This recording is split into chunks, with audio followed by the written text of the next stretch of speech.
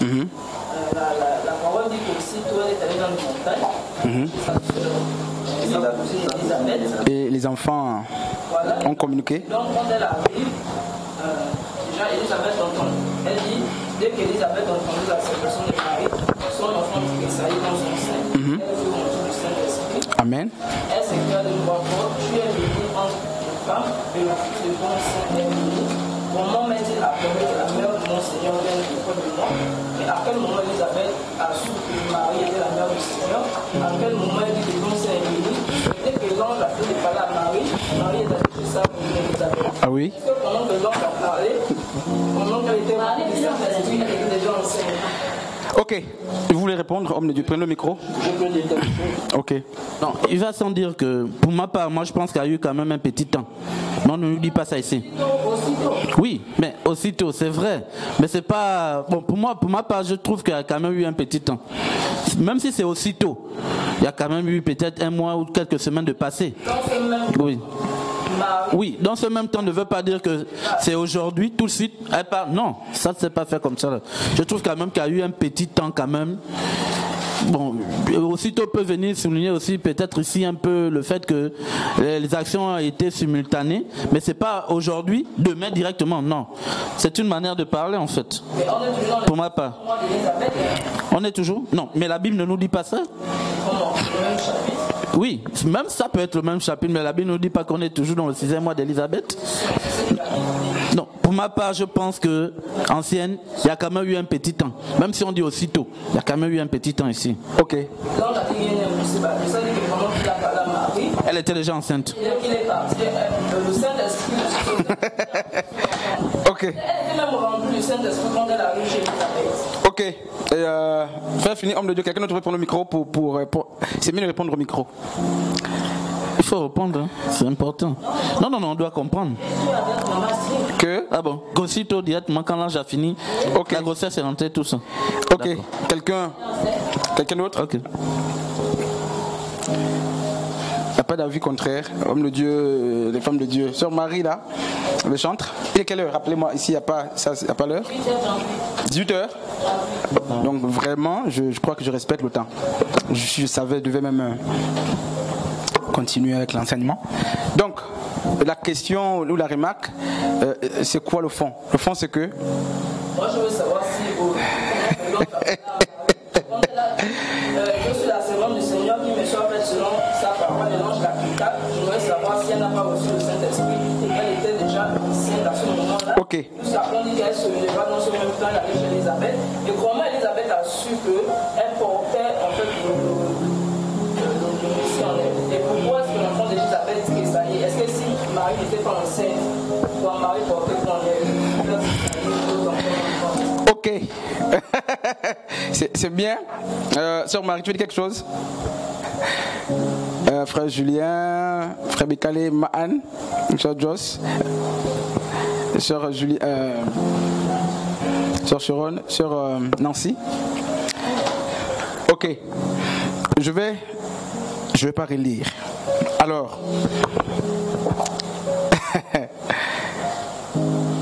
Elisabeth est enceinte, on ne connaît pas le mois, depuis quand elle est tombée enceinte, mais on nous dit que ça fait déjà 5 mois qu'elle est enceinte, elle s'est cachée. Et au 6e mois de la grossesse justement d'Elisabeth, l'ange vient parler à Marie pour lui dire, tu deviendras. Et ça c'est l'exégèse qu'on va faire. Et tu seras enceinte, l'Esprit Saint viendra sur toi. Ailleurs on dit ça. Si l'ange a parlé au futur, ça veut dire qu'à l'instant, Elisabeth n'était pas enceinte. Il faut d'abord le préciser. Plutôt, Marie n'était pas enceinte. Marie n'est pas enceinte pendant qu'elle était en train de discourir avec l'ange. Non, elle n'est pas enceinte. Maintenant, l'expression aussitôt, c'est comme et. Voilà, aussitôt, dans ce même temps, et ensuite, dans cette même période. C'est ça l'expression. On dit aussitôt, elle est allée chez Elisabeth rendre visite. Et Élisabeth rappelait que Jean-Baptiste était aussi un enfant miraculeux parce que Élisabeth était très vieille en âge. Elle était vieille en âge. Donc Jésus et Jean-Baptiste, ce sont des cousins miraculeux. Et Jean-Baptiste, d'après Malachie chapitre 3, devait préparer le sentier de Jésus-Christ. C'est lui qui devait aplanir les sentiers. Et Marie va justement chez Élisabeth rendre visite. Je vais lire. Maintenant là, je vais lire. Je vais lire pour qu'on soit calme. Anne, pour qu'on soit calme. Et donc c'était Luc chapitre 1er. Et je vais lire à partir du verset 31 même. Voici, tu deviendras enceinte. Sauf si l'ange ne sait pas conjuguer, mais pris comme ça, Marie n'est pas enceinte. N'est-ce pas? Elle n'est pas enceinte. Ok. Voici, tu deviendras enceinte. Et le verbe qui suit encore. Tu enfanteras, n'est-ce pas, un fils, et tu l'appelleras du nom de Yehoshua, donc de Jésus. Les trois verbes de cette phrase sont au futur. Même si vous me dites que pour enfanter, forcément, on va attendre le futur. Pour donner le nom, forcément, on va attendre le futur. Mais du moins, le verbe devenir est au futur. Donc, la conception n'était pas séance tenante. Ou lors de la discussion entre les deux. On part au verset 32. Il sera un grand et sera appelé fils du Très-Haut, tout ça. Et le verset 35 dit ceci. Donc, le verset 35 prouve également que pendant que l'ange discourait, l'Esprit de Dieu n'avait pas couvert Marie. 35. L'ange lui répondit, parce que Marie a dit, je ne connais point d'homme, comment est-ce que cela sera possible? Je ne connais pas d'homme. Le 35, l'ange lui dit, le Saint-Esprit viendra sur toi. Donc là aussi, l'Esprit n'est pas encore venu sur elle, pendant qu'ils sont en train de discourir. Parce que c'est au futur. Il viendra sur toi et la puissance du Très-Haut te couvrira. Donc la puissance du Très-Haut ne l'a pas encore couverte. Au futur. De son nombre. C'est pourquoi le Saint-Enfant qui naîtra sera appelé Fils de Dieu. Voici qu'Élisabeth, ta parente, a conçu. Jusque-là, c'est Élisabeth qui a conçu, qui est un enfant dans le ventre. Marie n'a pas encore l'enfant dans le ventre. Elle a conçu aussi, elle aussi, un fils en sa vieillesse, et celle qui était appelée stérile est dans son 6e mois. Donc l'ange apparaît ici au 6e mois de la grossesse justement d'Élisabeth. Car rien n'est impossible à Dieu. Rien n'est impossible à Dieu pour deux choses. D'abord pour celle qui a conçu dans la vieillesse, qui était stérile. 1. 2. Pour Marie qui devait concevoir alors qu'elle ne connaît point d'homme. Bon n'est impossible là, c'est pour justifier ces deux actions. D'abord, par le fait que l'ange avait déjà couvert... Non, oui, Marie, justement. Marie 38 dit, voici la servante du Seigneur, qu'il me soit fait selon ta parole, et l'ange s'éloigna d'elle. Visite de Marie, là c'est écrit ici. En ces jours-là, pas ce jour. Le temps, c'est la période. Laissez-moi parler. Non, c'est pas octobre. Hein? Oh, ok. En ces jours-là. Non, il faut qu'on soit biblique. Vraiment, ça c'est une question qui peut nous amener hors la doctrine. Je n'aime pas... Voilà pourquoi je suis en train de lire pour éviter les problèmes. Ligne dans les lignes. En ces jours, pas ce jour-là. Donc, dans la même fourchette, les jours qui ont suivi, ça peut se remplacer comme ça. Hein? Donc ici, on n'a pas une preuve tangible pour dire à l'instant. À l'instant, non. Ça peut être peut-être 2 semaines après, 1 semaine après, même 3 jours après. Mais je ne peux pas m'asseoir en tant qu'enseignant sur cette expression en ces jours-là pour dire que après la discussion avec Marie et puis après la discussion avec l'ange, Marie sur place est partie chez Élisabeth. Non, mais en ces jours-là prouve que déjà c'est en ces jours-là, donc il y a plusieurs jours, dans les mêmes jours-là, Marie a rendu visite Et c'est probablement là qu'elle était déjà couverte du Saint-Esprit. Mais c'est pas lorsqu'elle a parlé avec non, pas quand elle a parlé avec l'ange. Regardez, en ce jour-là, Marie se leva et s'empressa d'aller vers les montagnes dans une ville de Juda. Elle entra dans la maison de Zacharie et salua Élisabeth. C'est pas le même jour. Dès qu'Élisabeth entendit la salutation de Marie, son enfant tressaillit dans son sein. Élisabeth fut remplie du Saint-Esprit, donc l'Esprit de Dieu. Tout ce qu'elle disait, elle était conduite par l'Esprit de Dieu, qui attestait par elle que celle qui est là va enfanter le Messie. On précise qu'elle était remplie par le Saint-Esprit. Je ne suis pas sûr que dans les premières visites ou les visites qu'ils avaient entre eux, l'Esprit de Dieu parlait ce langage. Donc, remplie par l'Esprit, mais donc l'Esprit va montrer les mystères à Élisabeth. Frère, Élisabeth fut remplie de l'Esprit Saint et s'écria d'une voix forte: tu es bénie entre les femmes et le fruit de ton sein est béni. Comment m'est-il accordé que la mère de mon Seigneur vienne chez moi? Jusque-là, laisse-moi finir d'abord.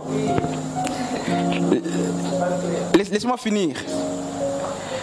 Laissez-moi finir s'il vous plaît, sinon je vais perdre l'idée. J'étais où? J'étais au verset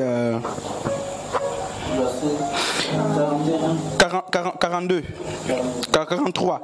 Comment m'est-il accordé que la mère de mon Seigneur vienne chez moi? Car voici, aussitôt que la voix de ta salutation a frappé mes oreilles, l'enfant a tressailli dans le reste dans mon sein. Heureuse celle qui a cru à l'accomplissement de ce qui lui a été dit de la part du Seigneur. Et Marie dit: mon âme exalte le Seigneur et mon esprit a de l'allégresse en Dieu mon Sauveur, parce qu'il a jeté les yeux sur la bassesse de la servante. Car voici, désormais, toutes les générations me diront bienheureuse, parce que le Tout-Puissant a fait pour moi de grandes choses. Son nom est saint, et la miséricorde s'étend d'âge en âge sur ceux qui le craignent. Il a déployé la force, il a tout ça.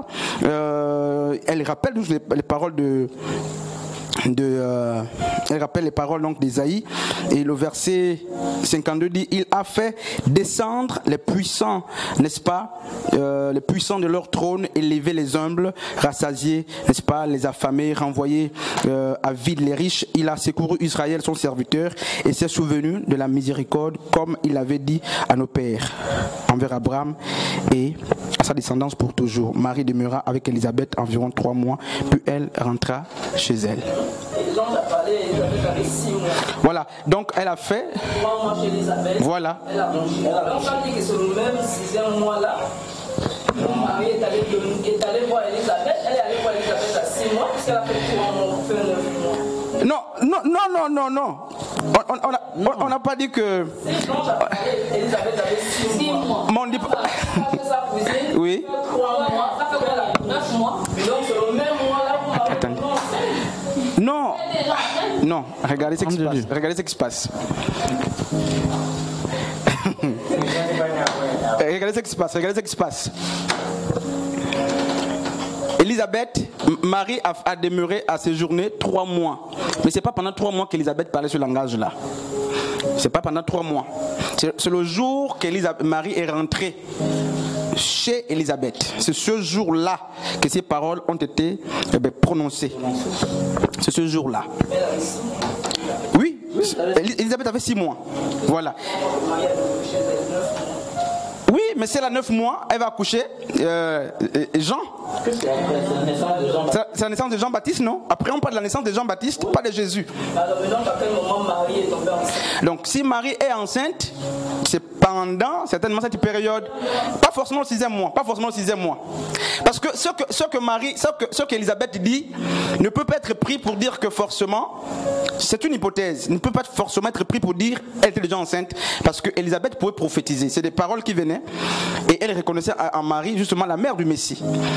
Et on n'a pas besoin, justement, Anne, de voir le ventre, parce qu'elle n'a pas prophétisé sur la base du ventre qu'elle a vu.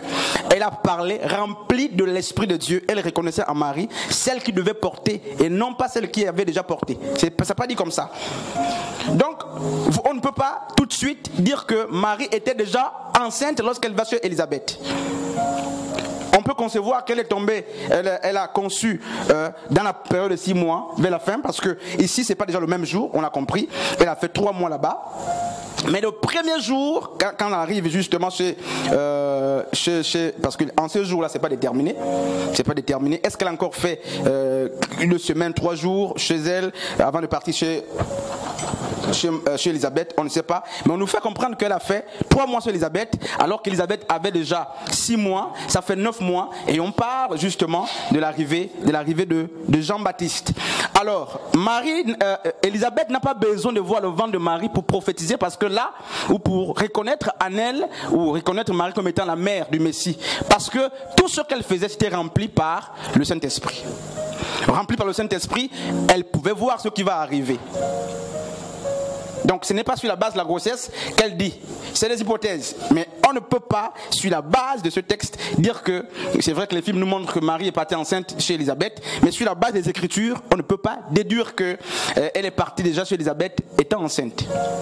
Oui, c'est probable qu'elle tombe enceinte après le passage de l'ange, 1 jour après, 2 jours après, 1 semaine après, 1 mois après, parce qu'on nous dit en ce jour-là, elle est partie rendre visite justement à sa cousine, mais en ce jour-là est une expression mais qui ne nous situe pas clairement sur le nombre de jours. Pour savoir, en ce jour-là, Marie était enceinte, oui ou non? Non.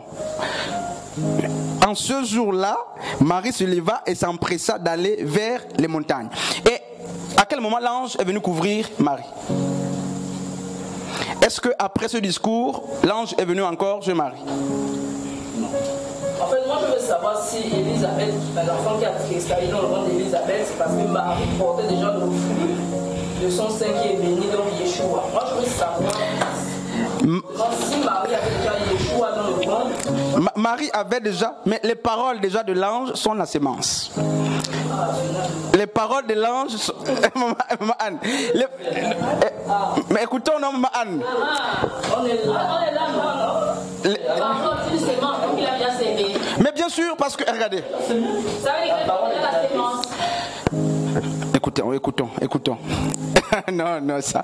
Écoutons.